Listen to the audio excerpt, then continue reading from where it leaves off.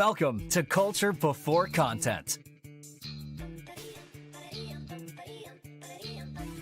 Culture Before Content, from Music for All and presented by Yamaha. And now, here's your host, David Duarte. Hey, welcome to the show. I'm David Duarte, your host. And whether you're joining live, catching a rebroadcast, or listening to a replay, your presence truly brings this community to life. At Music for All and within the Culture Before Content community, our mission is to create, provide, and expand positively life-changing experiences through music. And none of this happens without support. And we're incredibly grateful to Yamaha, our national presenting sponsor, for helping us bring this mission to life. Now, just a quick reminder, we go live on Sundays, just right now. Well, wait, unless you're listening. Wow, this is really hard on my brain. So if you want to catch the show live, head over to Music for All Facebook page and check the events tab every Saturday to see what's coming up. I suppose you can check it on Sunday too, but just check it. You can always watch and join the conversation using the YouTube link on our show page. When you watch live, you can jump into the comments on either platform, say hello, ask a question, and share your thoughts with us. We've already seen some comments come by. Getting excited. Now, after the live broadcast, audio-only episodes are released every Monday on Apple Podcasts, Spotify, and other major platforms. No matter what, for audio or video, you can find all of our episodes at musicforall.org/podcasts. Now, let's get on to the show. That's a lot of words to get out of my mouth. Woo! Happy Sunday, everyone. All right. We are honored to welcome Lafe Cook, Director of Bands at Dobyns-Bennett High School in Kingsport, Tennessee, home to one of the largest bands and most decorated high school band programs in the nation. Under his leadership, the band has built a culture of excellence and belonging where students embrace tradition, support one another, and carry forward a legacy of pride and achievements that defines the Dobyns-Bennett experience. And you are about to find out how good this man's band is. So please welcome to the show, Mr. Lafe Cook. Hi, David. Hey, welcome to the show. I get to say that every single week. I don't know why I get so excited about it. How are you today? I'm good. I need to hire you to write my bios and perhaps speak at events on my behalf. That's pretty good. Oh, yeah. I have to take my slow pills when I go to live events because I can get pretty excited and go pretty fast. My good friend Scott Lang says, I know I talk fast, but I just think you need to listen faster. So, I do what I can. But thank you to coming to the show today. I think many of us have seen your band program. And, one of the things that speaks to me and why I get started is let's first off talk a little bit about who you are and, maybe a little bit about your background. And then let's talk a little bit of culture. Absolutely. So I've been at Dobyns-Bennett for 29 years. It's my second job. I'm a proud University of Tennessee graduate. And out of UT, I took a job for a few years in Virginia. But from my time at UT, we all knew about the Dobyns-Bennett band. It has a tradition going back to the 40s.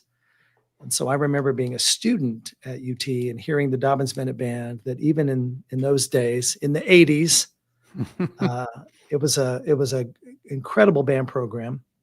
And so when I took the job in Virginia, I kept my eye out. And so when the Dobyns-Bennett band job came open, I threw my hat in the ring. They interviewed 3 applicants. Band people will know the other 2. No one knew me at the time. The other 2 applicants were Bruce Dinkins and Mac Bowman, both legends at the time they interviewed. And I think Dobyns-Bennett hired me because I was the cheap option. What? That would never happen. And then 29 years later, I hope I've made them proud. But I do love my job.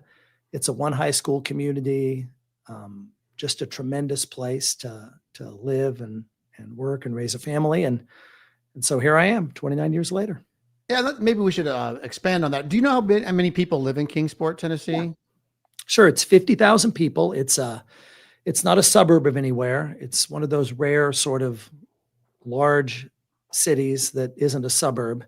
And our economy, Kingsport exists because George Eastman, the same George Eastman who was behind the Eastman School of Music back in the late teens, early 20s, in his entrepreneurialism, wanted to create a place for a chemical factory, a burgeoning business at that time.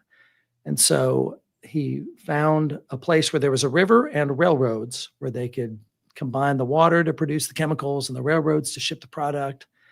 And they planned Kingsport. So nothing was here 100 years ago.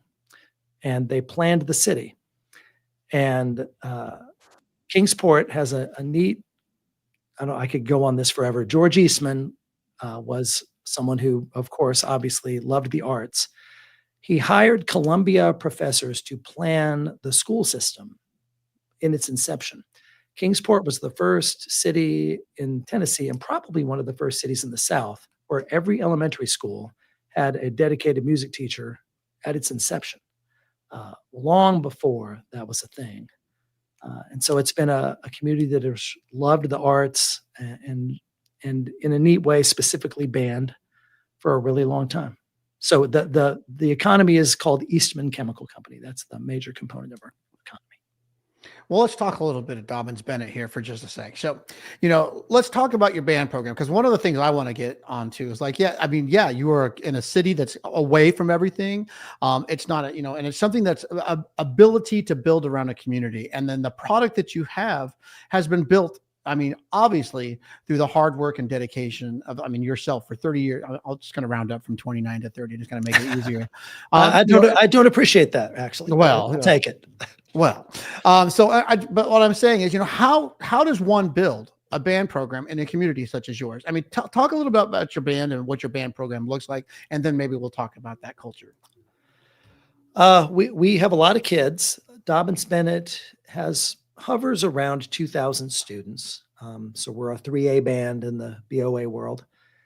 And the band hovers around 350. We've been as big as 400, and post-COVID, we got down to around 270. But culture is one of the reasons, culture and tradition are one of the reasons coming out of COVID, we didn't really suffer too horribly. But Kingsport is a very diverse place, not culturally or racially, but economically very diverse. The median income in Kingsport is around $45K. And so we've got kids from a variety of backgrounds. We have kids in our band. I say it all the time when I speak to Rotary clubs or whoever we're presenting to, that one of my proudest things is that we have kids in our band from every neighborhood in our community. And that's how you build a band. You provide access to kids separate from their circumstances. That's how you build band programs. And then you hold all kids to a standard of excellence, and they'll all rise to that if you'll provide them access to the opportunity to rise to it. Yeah, but I also think it's more than that, because you can provide, but it's the person that provides. So that's my compliment to you, because, like I said, when you've been somewhere, 29 years, I'll go back. When you've been somewhere for a long time, how's that one? It has to be partly, because this is why I like to ask questions, because it's something that you do that keeps the tradition alive. Yes, the band program has been great for many, many years, but you also took it over and then have kept this tradition alive. And, we're past the point of what happened in history. But what are the things that you specifically do that make your band great? Constant reinvention. I should have been prepared for that question. Of course, you were going to ask it, but I'm not. I think constant reinvention would be the thing that comes to mind to say. If something isn't working, then we just try something different. And if that isn't working, we try something different. All of those things are centered around the idea of student experience. So the whole way to make band, to build band, to make band popular, or to make families want to be part of your program, is to funnel every decision you make through the lens of the student experience, right? Like, the only advocate you have to have are the students. And if you have the students, they'll do all the advocacy for you. They're going to talk to their parents. They're going to talk to their parents. Maybe not a lot, but they're going to come home at dinner and they're going to complain about their math homework, and they're going to fuss about having to run the mile in gym class. And then, how was band? Band was good. That may be all you get. But that message expands. And so those families, they go and they talk at church and they talk in the grocery store and they talk to their friends with kids who are in 5th grade. Your kid needs to join band in the 6th grade. And that level of agacy just kind of perpetuates itself. So student experience for me is how you grow band programs. Yeah, because it's obvious it's not just about how well the band plays. It's got to be, kind of like the culture of like, the student experience, like you said. But how much student responsibility goes into your band program? What are kind of some of those? What is it like for that student experience? Is it the leadership of it? Is it how the kids socialize? Is it the things you do at a football game or a festival? Or what are some of those magic moments, I should call them? All of that, of course. And in a band as large as ours, the leadership thing is like boots on the ground, real stuff. Like we wouldn't even have a band program at this school without meaningful student leadership. And we're not living, as you mentioned earlier, we're not living in a suburb of a big city. We don't have kids knocking on our door at the end of a summer of marching drum corps wanting to tech our mellophones. Like we don't have that. We don't have that at all. And so at a 350 member marching band rehearsal, I mean, at best, there's 6 adults running the show, And so the kids are the people who make all that happen for sure. But I think the thing that we did, I mentioned access, and I think our growth really solidified when we I think kids join band out of the 8th grade, and the thing that they're most nervous about is always marching band, right? Like Yes, they sit in their middle school band program, sitting in arcs of chairs, playing concert music. They're familiar with that. But we lose kids based on the perception of time commitment and difficulty related to marching band. So we do 2 marching bands, and we're not totally unique in this way because I know there are others who do it, but we do a so football band is every kid. We need to come up with a way more creative name than football band. We call it the Dobyns-Bennett football band. We probably need something a little more special than that. But every kid in our program is in football band. Every kid, and football band is curricular. Like it's part of how a student earns a grade. Not the whole. We don't do marching band the whole first semester, but in those early parts of the semester, every student is in football band. Football band is like what you would picture an easy college band show being.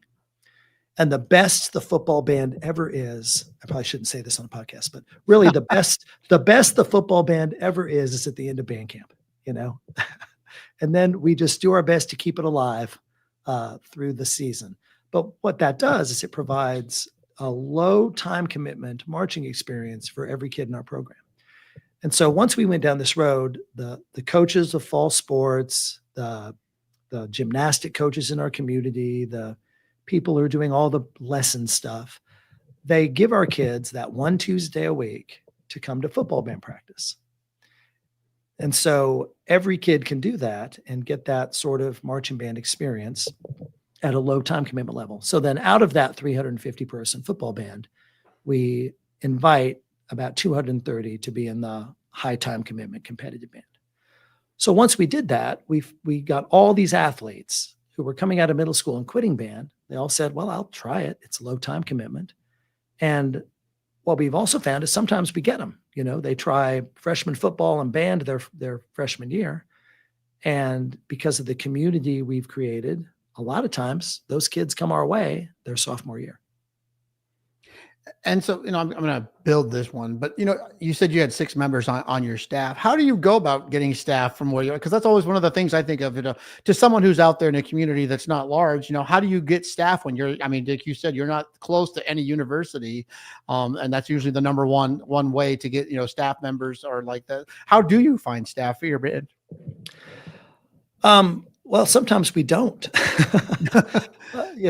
but sometimes we get lucky. Gosh, there's a young man who was the horn sergeant at Boston Crusaders, just won DCI, and he has a computer software job right here in our community. And so that one fell in our lap, and that happens occasionally. We have a regional university, East Tennessee State University, that's doing an amazing job. Gosh, the band program there has grown leaps and bounds. But those kids are doing their college band thing in the fall, and sometimes the schedules don't work out. And so it's a bit of a crapshoot, but we're making it happen. And the student leadership part is maybe the biggest way we're doing that. Yeah, so that goes with that student engagement piece. And so we talked earlier about, when we were communicating back and forth about student engagement without overspending. So how do you go about, what do you spend your time and monies on to keep these kids engaged? Well, we spend our monies on the same thing every sort of large band program spends their money on. The fact that we come from a place where the median income maybe isn't high doesn't mean that the people who are arranging my music and writing my drill don't cost the same, Proportionate. Right. So what we do is, and this is the advantage, and I freely talk about it. The advantage of a one high school system is that we're not fighting in our community for community support. Everyone knows when our kids fundraise what they're supporting and what they're trying to do. So we fundraise really, really successfully. But we also send a message that sounds political at times, but when applied to sort of student experience, your politics go away. It almost sounds social. It's like socialism. And I've stood up in meetings of hundreds of parents in what is, arguably a relatively conservative community. And I'll say something that would sound very socialist. We need those families who live in circumstances where they can pay their band fees to do so that we can scholarship those kids that can't. And we need families who live in supportive situations and neighborhoods where they can go door to door and sell a band orange or a discount card or whatever to do so that those kids who live in neighborhoods where it wouldn't be safe to go door to door and fundraise, we can still provide them access to our program. And interestingly, that message resonates separate from sort of a national political atmosphere. Well, I think that's, part of the band. It was making me think about, how my own personal philosophy. And so that was always my philosophy is if we raise the monies on any trip that we raise all of it, then we can all go. Then part of that is navigating, like you said, navigating the socialism part of it, which is like, if somebody raises 10,000, another person raises 1,000, that we all benefit. I think part of that is just framing it around what we do as a program, and it is for the program. And if it wasn't for some of those, it's equity and equitability are at the forefront of all those things. And I would think to myself, because when I promoted that, when I first started my job, it kind of took a little bit. We only raised about 15% on one of my trips. We actually raised to go from Phoenix to Chicago. We raised 100% of the band's trip. It cost those kids $0 to go to Midwest, zero. And I am very proud of that. That's amazing. That's why I like talking about this mindset, because we had to change from selling, in my version, selling candy bars to doing things for large amounts of money. We did a golf show. We did a car show, by the way, very awesome. Like just a car show in the school parking lot, which I had no idea. They're still doing it. This is like 20 some years later, and they are still doing that car show. But it would start, just putting your brain behind how it is we can get the community involved and get some of that fundraising involved. And then, I added some of the things like having the jazz band play, having a chamber groups play at the car show. Didn't play at the golf show. I'm just saying I don't want to ruin the golfing.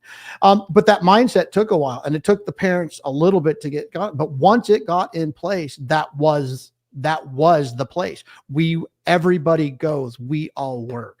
And so I go ahead. I'll say, so you're 100% right. The idea that you can really raise meaningful money selling product is a bit antiquated, And so we're doing exactly what you're talking about. I didn't mention that, but we have every opportunity. We give every opportunity to sponsor things. So on Tuesday of this week, we're doing our preview show for our football show.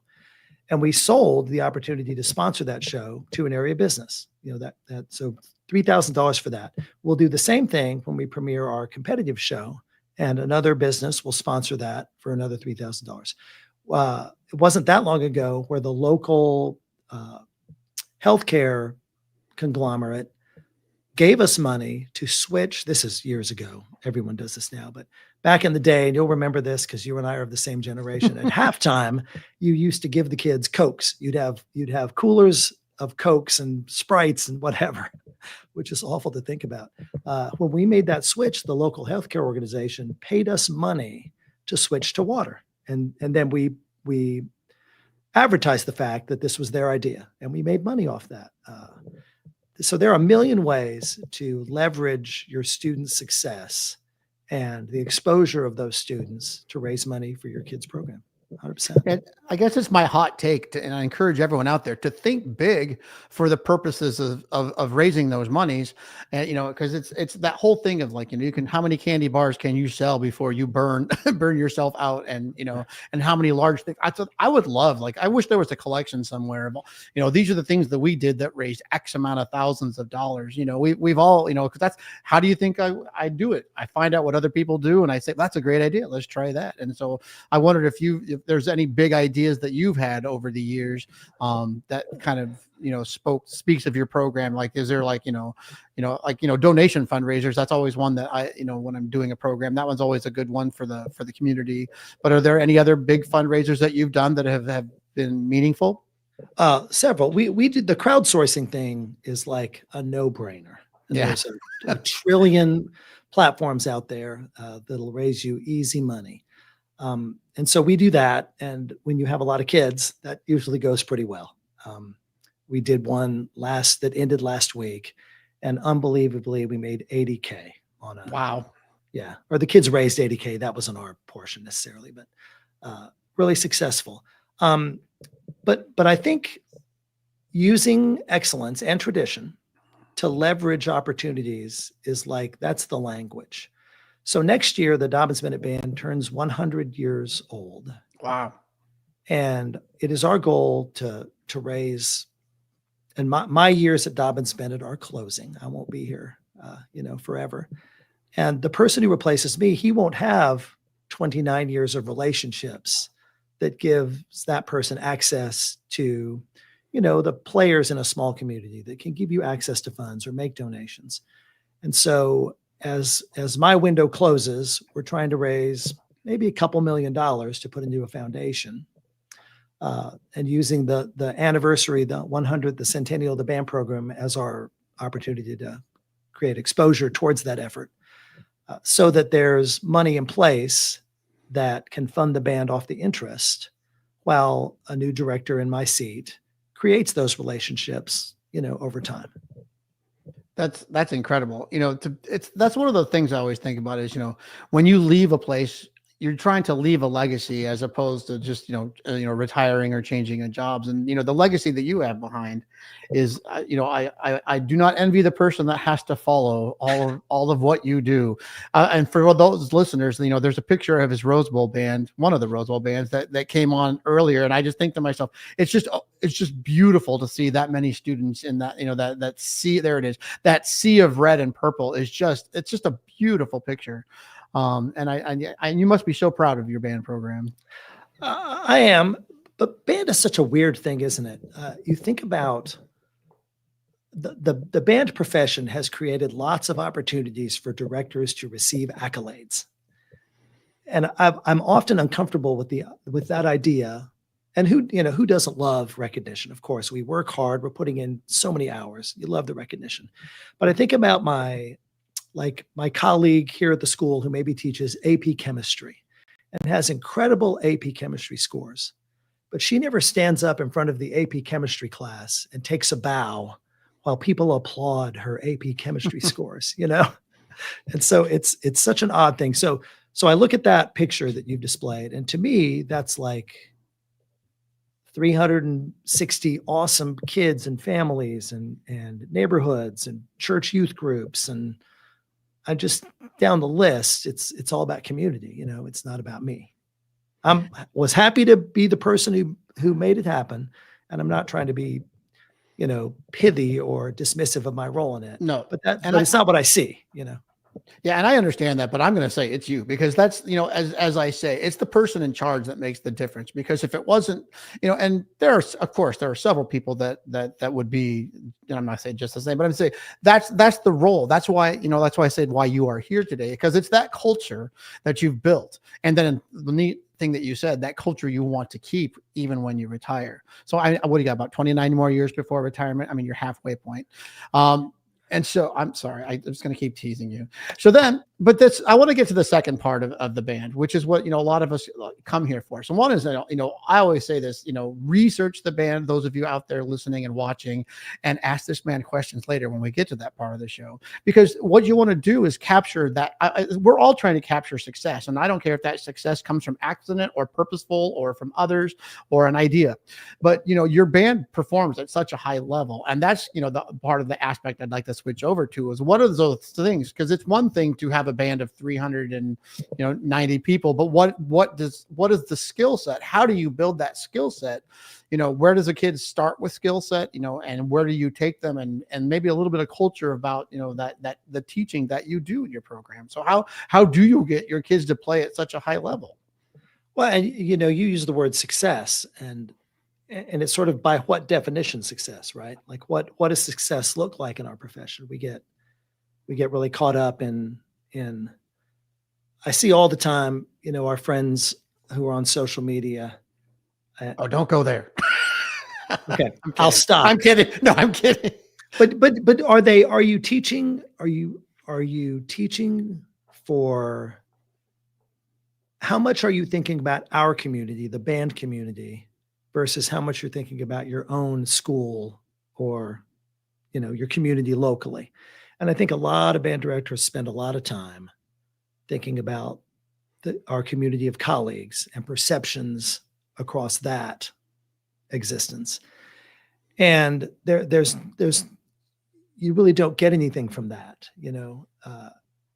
if you start there, you don't. So if you think about your community and your school community and your kids and through the lens of student experience and all that I mentioned earlier, and you focus on that piece, then you might achieve those sort of band level recognitions that are awesome and meaningful.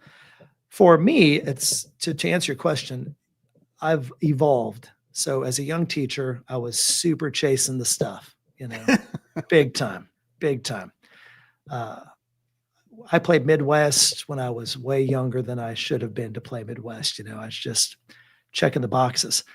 And now I look back on that, and I won't say I did it wrong, because we provided a lot of kids some amazing opportunities, but I have very much evolved in thinking about what we offer students being really something simple, and that's musical fluency. You want to give them a life skill. And that's the language that makes our thing different from sports or other activities that can talk about culture before content. If I'm a football coach, I can talk about culture before content. Lots of school group leaders can use this same language. But what we have is special is the music part, right? That's a life skill. You can blow out your knee and you can still play your clarinet at the age of 80 years old in your community band. And so that's kind of been my evolution. And so we think a lot about providing kids the ability to play for life. Whether that, and some kids will skip college. They'll go into some high level architecture, engineering program where, at least in their view, band isn't possible. But maybe they'll come back around to their instrument when they're an adult, because you gave them musical fluency that allows them to come back to that place. Yeah, and I think that I will go stand behind that. The musical fluency is what helps them with their success. I'm not saying it's a direct cause, it's not the cause of success, but what we do, and I'm full of hot takes on this show. So like maybe the hot take is, what we do in band is I think it's more sometimes about what's your identity as opposed to who do you compete with. And because I think if you can clearly define what your identity is, it's not that you have to compete with each other, but it's that you have to bring your best at all times. And once you kind of find that identity of who and what you are, it kind of goes with that thing. Here's my unique situation. I start a job tomorrow and I have not met my kids. And here we are talking culture before content. And I'm literally going to be living the dream tomorrow. It starts. And what do I have? I have no idea what their identity is. I have no idea what their culture is. And all I want to do is support and create that, because it's not about me. It's about them. And that's what I'm hearing from you, is that bigger picture is what's in it for them is what they get out of band. Yeah. I love that you said support and create. You want to support whatever existing culture you have in place. And then you want to create a culture that you're attached to and that your experience allows you to provide them. That's exactly the way to do it. 100% the way to do it. You mentioned competing. I think competing for us is extraordinarily important. And I I got a great story about this. I thought we were really good. Oh man, I thought we were great. We were one of the biggest years we ever were, like 370, and we were playing the Chike 4 finale as our opener, and the trumpets were playing the woodwind technique, and I thought we were great. So we're going to do this. We're going to do this thing called Bands of America. We need to try Bands of America. So I registered late for the Johnson City Regional, which is right down the road for us. And because I registered late, we went at dark 30 in the morning. And if anyone knows anything about the ETSU mini dome, it's just a barn of a building. And because we went at like 7:30 in the morning, the only people in the place were our 10 bus drivers and the judges, and nothing but empty metal seats. And we didn't know we had no clue what we were doing in the BOA world. So, our drum major counted off the band, and it sounded like a nuclear explosion for 7.5 minutes, white noise. And in that moment, we learned that we didn't know what we didn't know, And so we began a long climb to try and be more competitive nationally. And because of where we live, we're not in we're not in Leander, Texas, or Louisville ISD. Like, we're not anywhere near bands that are doing that stuff. And so we didn't know what we didn't know. And so the opportunity for a place like Kingsport, Tennessee, to benchmark our kids over time against bands that are from bigger, more affluent places has been just incredibly life-changing for our program. I have to ask the question. It's my favorite Bands of America question. Had you ever played inside before doing the performance? Oh, no, we had not.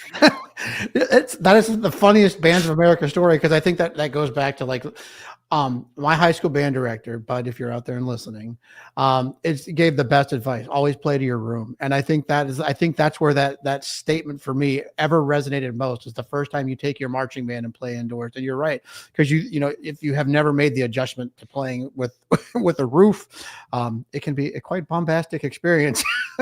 And so but it is a learning, and that's kind of like what it is, though. But that kind of goes back to my growth mindset philosophy, which I know what you're all about, which is you have to shift the mindset from that winning, so to speak, but you've got to make it better that next time. How do you instill that in your students? You can finish second and it can be the worst performance. You can finish 10th out of 10 and it could be the best thing your band has ever done. How do you frame that mindset with your students?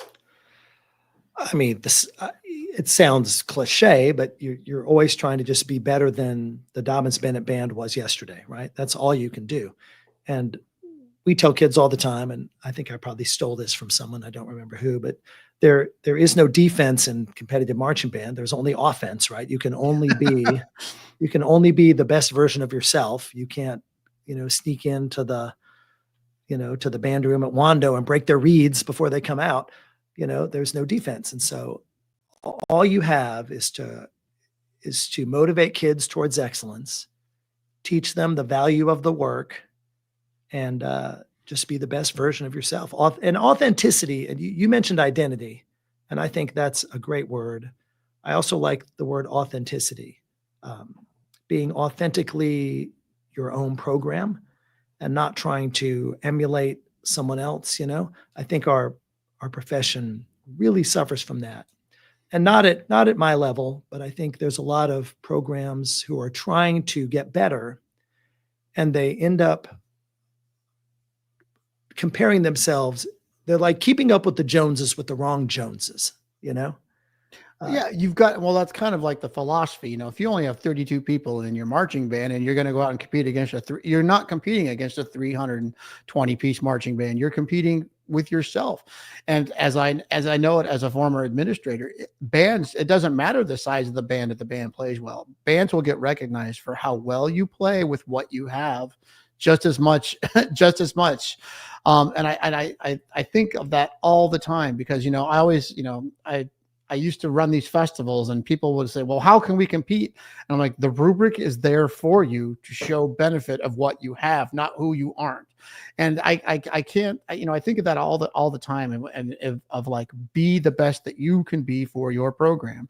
Always sound good. It doesn't matter. You don't have to play. You don't have to make your 32 piece band sound like the 320 piece band. You don't have to fill the holes. I tried that, by the way, when I was speaking of young in my career, that we were very loud at that point. And that's all I will say about that. But the success came when I realized you're not competing for sound, and that's what it is. Don't compete for sound, compete for greatness of sound, and whatever that means. You're talking about teaching, but we have lots of different resources available to us. You got your teaching power, mm-hmm. and then you have your time allotment, how you spend your time, and then you have your money.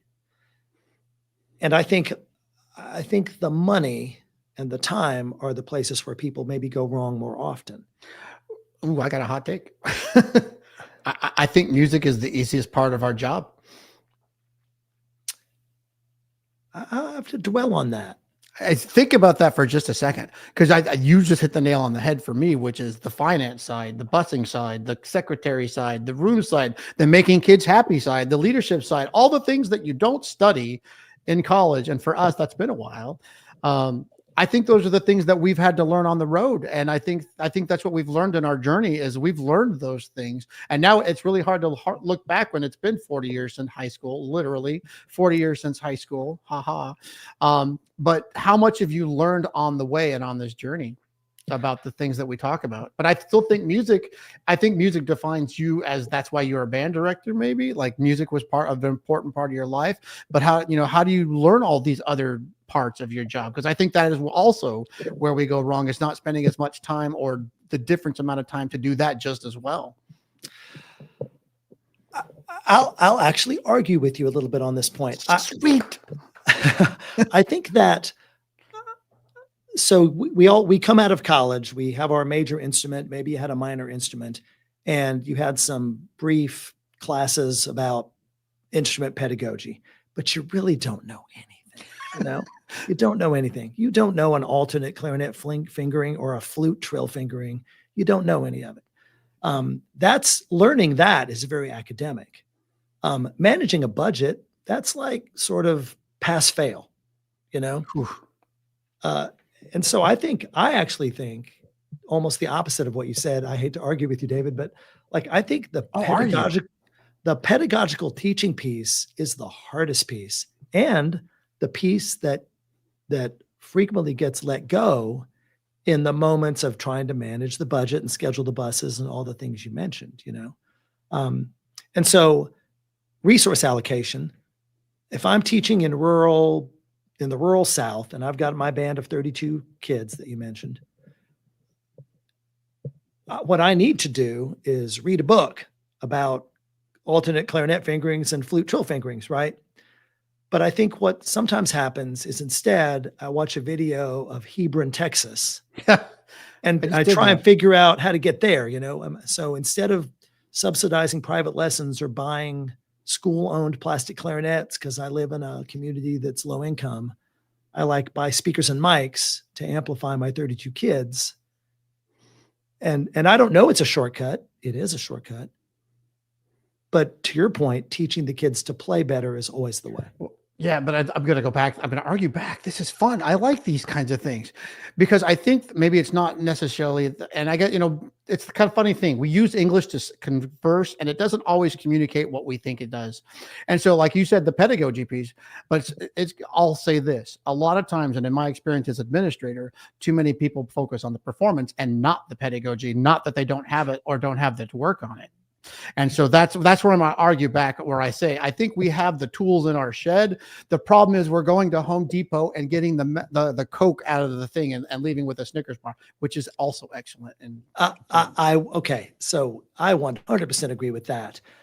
I presented at a couple of summer workshops, conducting symposiums, and sort of rallied on this topic. You have to be careful to not.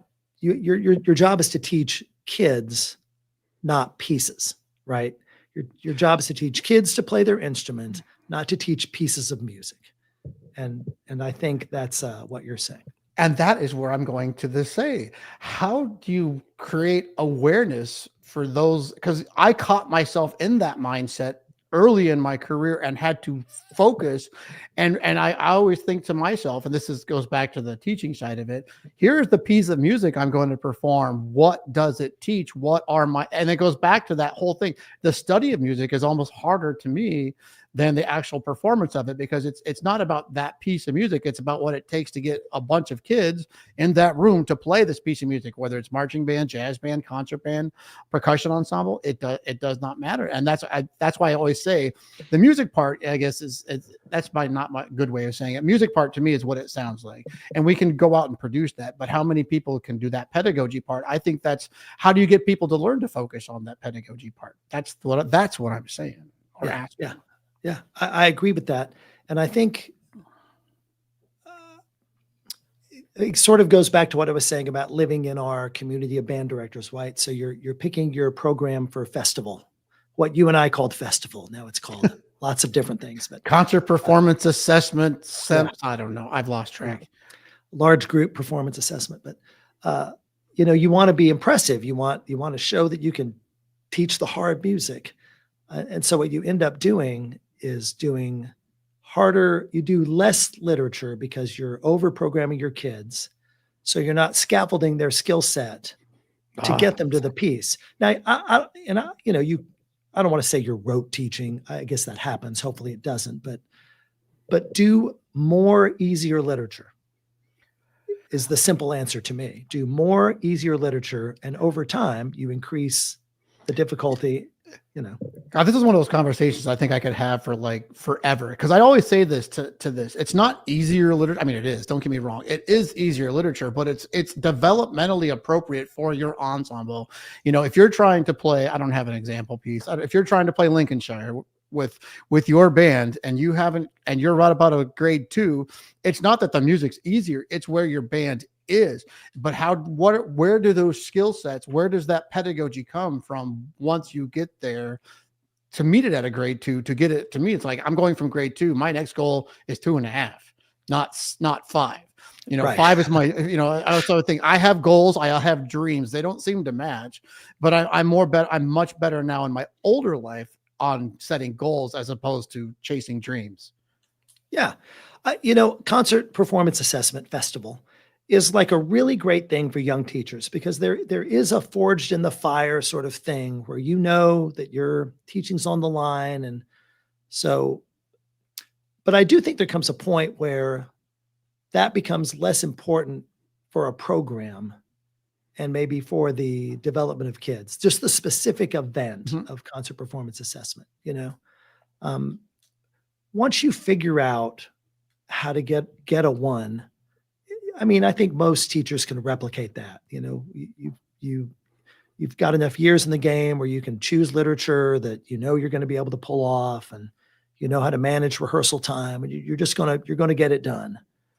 And so in that moment, are there other opportunities that provide students with greater musical growth than just really doubling down on 2 pieces in a march for 5 months, Well, I'll even argue with that. Getting people to do the march, because that's still one of those really weird mindsets that don't necessarily transfer over. I already picked my march for my first concert. I haven't even told the kids. I haven't told anybody. Anyway, we actually have a really good question that has popped up on the screen for our listeners and our viewers. But culturally, how do you convey the value of a concert season to the value competitive landscape of a marching season? This comes to us from Matt Carter. That's a great question, Matt. That's a tough question, because it is very tough. All your program optics lean towards marching band, right? It's just a more visual. The very pictures you've shown on my podcast here were primarily marching band pictures, because that's the visual component of your program. It's the forward facing, sort of PR wing of your program. So that's tough. That's a really good question. I think one thing we tell our kids is that so if we're trying to be nationally competitive, the bottom line thing is you have to play your horn well. And playing your horn well doesn't happen by us just slamming through your marching band music over and over, just increasing the metronome by 4 clicks every rep. That doesn't make you a better player. And so one of the ways we do this is sort of reverse engineering it. If you're really into competitive marching band, we need you to play your horn better.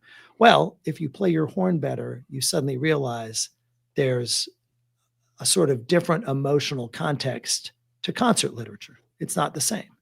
The opportunity for nuance and musicality. And there's a lot of great nuanced and musical marching bands, but it just isn't the same, at least in my view, And so I think it's preaching the musicality. I have a monkey wrench to throw into this question, because here's, it's kind of comes from my side of it. And thank you for that question, Matt. That was great. Because here's my lens. I'm going to add that third component, because there's many more components. But I say this: marching band is kind of like what marching band does as its marching band, and concert band. I think the question becomes, the kids enjoy marching band. It's not that they don't enjoy concert band, but how do we get it to frame that culture the same? I'll go one more. I accidentally created a great jazz band in my young career. And what's your major instrument? I never did ask that. I haven't asked that question in a long time. I'm a clarinet player. Aha. See, I'm a saxophone player. It's back. I'm sorry. I'm so sorry. I know. I actually play more clarinet. I'm just throwing that out there. I've been playing way more clarinet lately than I'm saxophone. But here's one of the things that I ran into, and it's the same question framed differently. How do you get, and I'm not asking the question, but I'm going to kind of throw it out there for our audience to kind of frame it. How do you get saxophone players who get involved in jazz and actually figure out the jazz world to enjoy classically trained saxophone? Because I do not actually have the answer. And I am the classically trained saxophonist who, unfortunately or fortunately, is really great at producing jazz ensembles, because I understand that the difference between the two. And it's kind of that same question. And I think my answer to the question earlier before, and I'd like to hear your input on it, it really comes down to it's the supply of information and the demand for what you're providing, and finding a way. And I don't have the answer. It's just my esoteric answer is creating the demand for what you're doing creates the excitement. So whether it's concert band, marching band, jazz band, anything, pep band, if the demand is there, it'll become whatever you frame it. And I don't have an answer how to do that. I'm not saying I have that ability or this magic answer, but how it's framed almost becomes a part of that question answer. Yes, 100%. So I mentioned earlier resources. So one of the resources you have is time. So if you're not allotting the most of your rehearsal time to concert band, then you're sending a message about value to students, right? And so some of how you create buy-in with kids is how you allot your resource of time in rehearsal, and creating an atmosphere where expectation and attendance and all the things for concert band rehearsals are of equal or hopefully greater importance than marching band, honestly. So I agree. The sax thing is interesting to me, because we sort of have that exact thing in reverse. Like, we have this incredible tradition in classical saxophone at Dobyns-Bennett, and jazz band is like this extracurricular thing that we do off and on. And so we have a hard, sometimes unbelievably, even though we've got a trillion really great saxophone players, our sax quintet last year was a finalist in the Fish Off chamber music thing. We like having to twist arms to get him to do jazz band. It's sort of the reverse. And that's what I'm saying. And then part of it is I don't have that answer, but I'm a classically trained saxophone player. That's what, when I became administrator, I just had a private studio of saxophone players galore. And that's all I was doing it as my, that was my band when when I didn't have a band. And so what happens is I don't have a magical answer for it. It's kind of like that thing of like, if you build something to greatness or something or the culture builds around it, you have to kind of like build a separate culture, because it's not necessarily the same culture talking to each other. So like you said, if you have classical saxophones that don't want to attract the jazz, it's because I always say this, once you master something, it's hard to go and like recreate this. How about this? I'm a sax player. When I got here to where I live now, I got asked to play clarinet. I had to get my mindset about how to put the clarinet chops back together. And I was so frustrated. And so, and how many people are willing to spend the time to go back to square one, to build it back, or to even create it from nothing? And I think that's part of that skill set of it, whether it's a classical saxophone or a jazz saxophone, or even, like I said, marching has its own little unique aspect and kind of a mix of the two sometimes. So I don't really have an answer, but yeah, it's a unique thing we do. You said something that sparked a thought in my head. I was talking about musical fluency earlier, and you're talking about going to the clarinet and moving backwards. This is why I think musical fluency is important, because we've all done it. We've all taught kids who play better than they read. They play their instrument better than they read. And so it's the kid that says, I just need to hear it once and then I've got it, and that's not a life skill. You've got to teach the kids the thing that their reading equals their playing ability. Another great question from Amari Banks. How do you develop the leadership and the ability to be more than a musician in the kids as they go through your program? You simply give them the opportunity to do that. You give them guidance. I think that is the best word. Guidance. I love that. Yeah. I've had a number of people in to do leadership workshops through the years. And that can be very important for sure. But I think you can get really in the weeds on approaching student leadership like it's corporate America. And kids aren't corporate employees. They're not ready for that. And so our whole thing, we have a mantra. It's pretty simple. We say, show up, work hard, be nice. That's the DB Band mission statement. We don't really sit kids around a table and debate out a 2-paragraph long mission statement.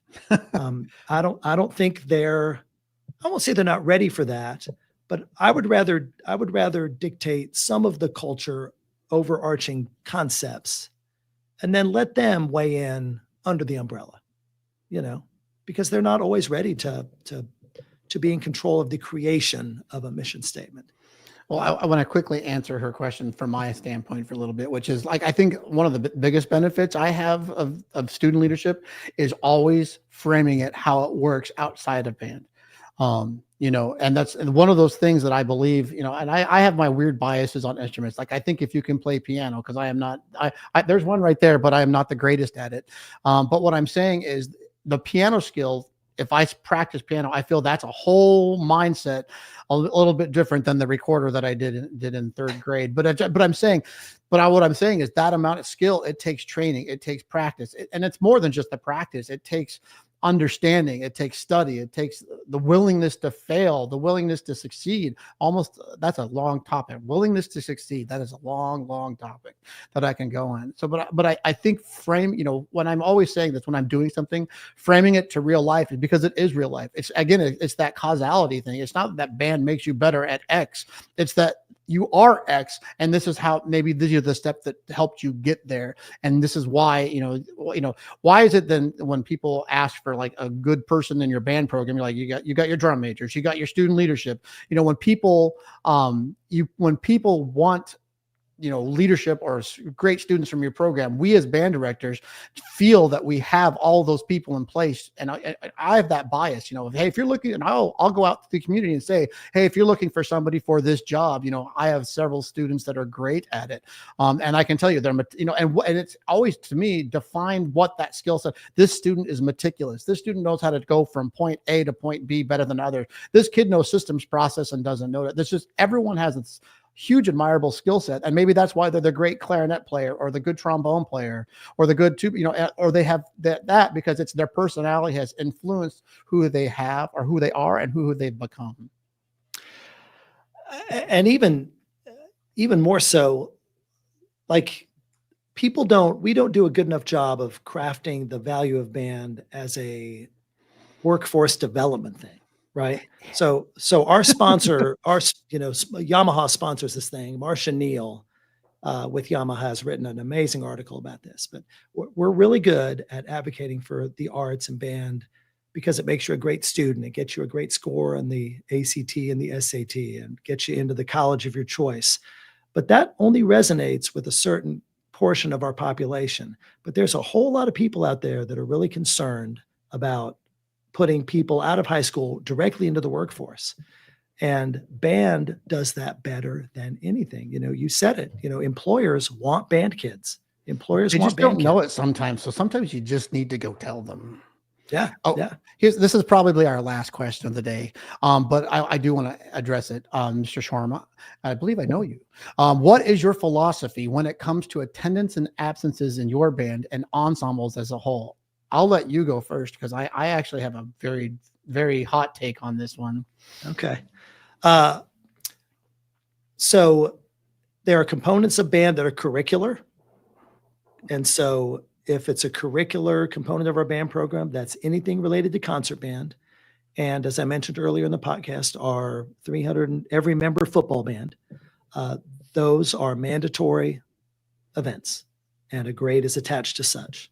Our competitive marching band, which is the one everyone sees on the videos and with the BOA thing, that's an extracurricular activity like playing football or being a cheerleader. And so there are no grades attached to that. If you become an attendance problem, we just replace you, frankly. Yeah, I don't want to spark. That's why I love it because it's, I think philosophy is the big word in that sentence because I think that's the harder part. Having the system in place. If you don't show up, you lose 100 points. In my brain, what is 100 points? I don't even understand what the 100 points are for because I don't see that. So my philosophy is you can't be in band if you don't show up to the concert. So I don't really have an attendance or I don't have a policy, so to speak. It's part of the curriculum. You have to be there. And I don't really have one. And here's the thing, everyone always shows up. So I don't have the answer, but I have the philosophy that is you can't be in band if you don't show up. And if you don't show up, it's not that you're going to lose points for that thing. You're not going to be able to be successful, pass, or do you like it's the attendance policy is built in being in band. If you don't show up to the concert, you can't, or you don't, you have to be there because it's a performing arts class. You have to perform. Right? Yeah. It's like, and in order to be at the performances, you have to prepare for the performances, which requires you to be at the practices. So now we're flexible. I mean, we're not unreasonable, of course, Yeah, if a parent is going to take the kid out of state for something that is not under their control, I like that. You're right. There's the bend and break philosophy. There are things that you can't control, but to me, it comes down to if you're sitting at home when you're supposed to be at the concert, the answer is right there. The philosophy is you can't be in band unless you show up or you were there. And again, that goes back to the culture. The culture of your band will speak. And so having to that is to figure out why they're not showing up and figure out those answers more so than punishing them. I guess band and grading can be a punishment system. And me as a human is not a fan of punishment systems. I'm more a fan of reward-based systems or earning.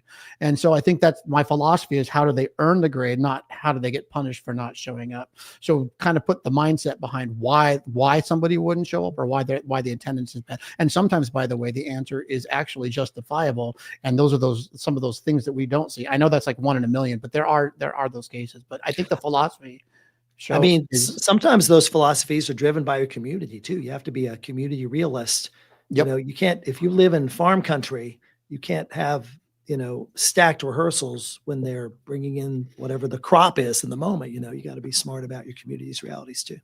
Yeah, I don't know why we had some amazing questions here in our late chat. I love talking to people. But again, I hate to say this, but we can totally nerd out on band all day long, and I would be the happiest person. But it is that we have gone a whole hour. That's amazing, Mr. Cook. So one of the things I always want to do is give you a chance to talk. So we haven't really again, I don't even think we've actually started the conversation on culture. We've just kind of gotten to know what the things we do. But now is when I get interested in like.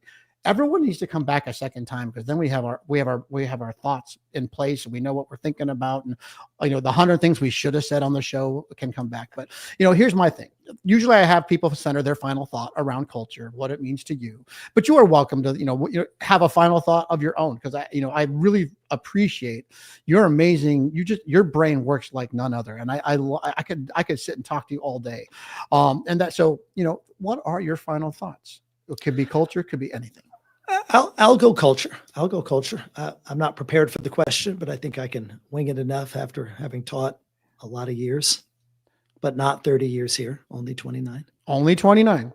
I think at the end of the day, culture is about excellence, and it's about teaching kids the pursuit of that excellence. It's not about the achieving of it, but it's about setting the bar for kids to pursue excellence, and then giving them the structure and the framework through your program's parameters to give them a legitimate chance to achieve that excellence. Now, the rub is the definition of excellence, right? The excellence can't be the trophies or the placements. Excellence has to be a moving bar specific to your program's current realities towards constant growth, and in a community that cares of kids who care for one another. And I think if you do that, you have an automatic culture that is supportive and works for kids and families. Well, Mr. Cook, I think you are an amazing human being. I really am serious that I could talk to you for like the entire day. And I'm going to say this. Let's before I dismiss you, I always do this. Oh yeah, you probably have an email. You probably have some socials we should talk about. So you say people are welcome to email you, and you have a great email, by the way. It's short. I haven't seen a short one in a long time. It's lcook@k12k. I like that. K12k.com. That's lcook@k12k. So the number 12.com. Your band website is www.dbband.org. I always tell people go check it out. It's amazing. The pictures on there, amazing, by the way. And I believe your band has an Instagram at Dobyns-Bennett Bands. That's DOBYNSBENNETT _band. As I say, just start typing. You can misspell on the internet these days. It doesn't matter anymore. You just Dobyns-Bennett or something that sounds like it. You'll find it. You'll find it instantly. So, oh my God. Oh yeah. And you have a Facebook page, Dobyns-Bennett Bands, all one word. Again, just type it in. It will pop up, and it is amazing. But I cannot thank you enough for being here today, because I think you are an amazing human being, and I think you don't take enough praise because you are amazing. So thank you for being here today. I'm just in it for the money, David. It's just you and me both. And the 29 years. I'm just throwing that out there. All right. Thank you so much. All right. Wasn't that a great show? He is he's fantastic. Now he can't do anything because he can't come back on the show. Anyway, we are so grateful you joined us. We'd love to have you share this exciting podcast on your social media. By doing this, you'll help spread our message and connect with even more, and we can build our culture. So depending on whether you're listening or watching, you can find us on YouTube, Facebook, Apple Podcasts, Spotify, and other platforms. Just go to musicforall.org/podcast. You can reach me at david.duarte@me.com. But thanks to Music for All, because none of this happens without support. And we're incredibly grateful to Yamaha, our national presenting sponsor, for helping bring it to life. And I'm David Duarte. Thank you for being a part of our culture today. And I cannot wait to see you until the next time. Bye-bye.